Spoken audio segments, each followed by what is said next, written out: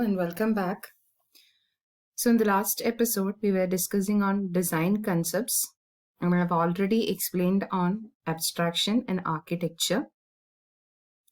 So today we are going to discuss on the remaining design concepts. That is, the first design concept I am going to explain is patterns. So a design pattern describes a design structure that solves a particular design problem within a specific context and amid forces that may have an impact on the manner in which the pattern is applied and used.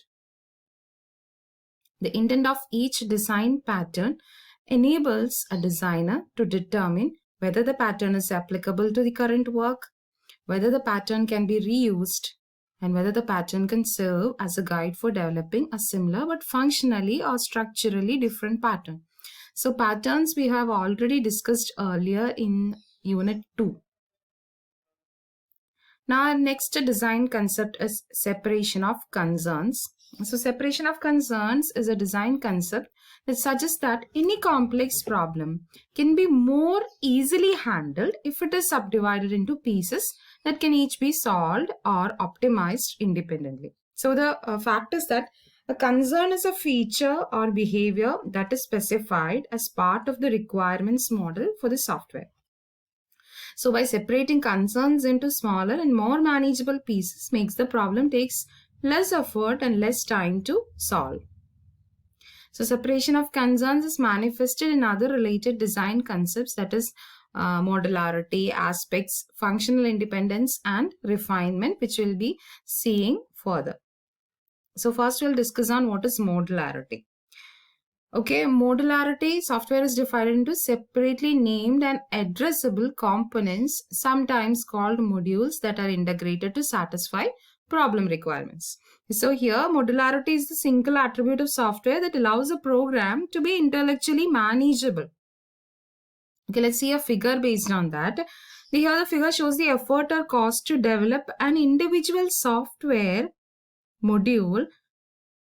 Thus, it decreases the total number of module increases. So when the module increases, the cost or effort taken will be decreasing. So it is, in short, it is actually very easy to solve a software problem when it is divided into number of modules.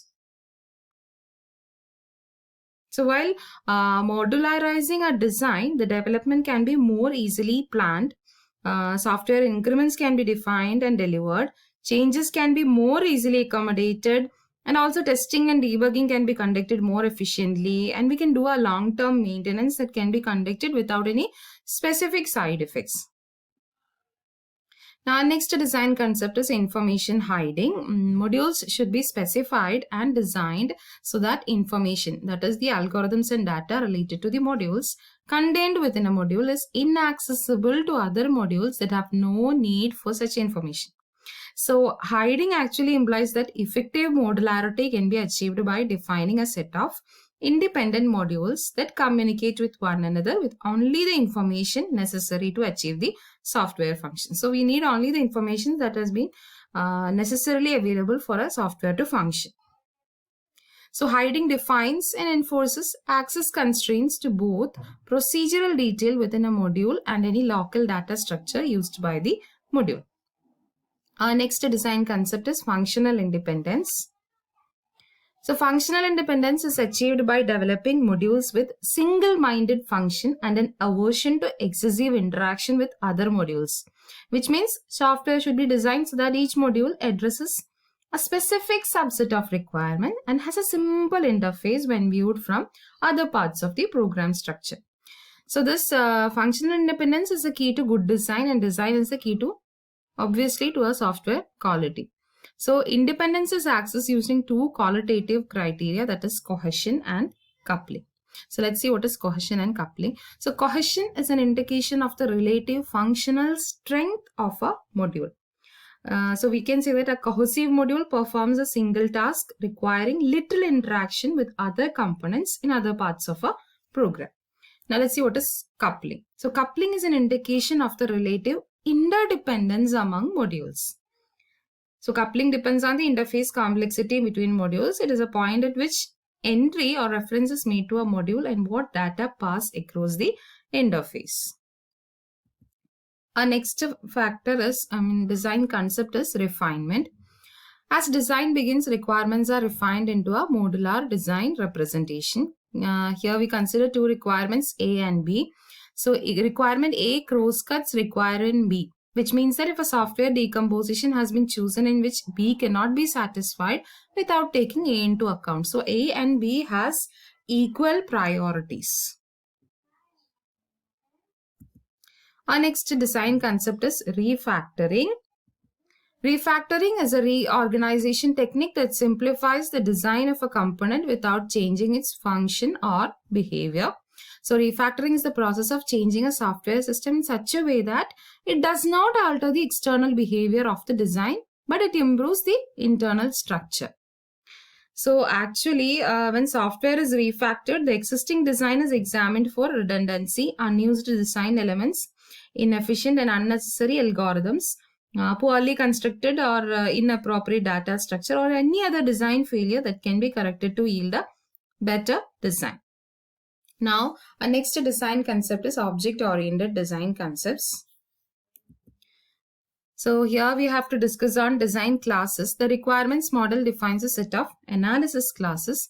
Each describes some element of the problem domain, focusing on aspects of the problem that are user visible. So the level of abstraction of analysis class is relatively high. 5 different types of design classes, each representing a different layer of the design architecture, can be developed. From that, the first class is the design classes, the user interface classes, defines all abstractions that are necessary for human-computer interaction, or HCI.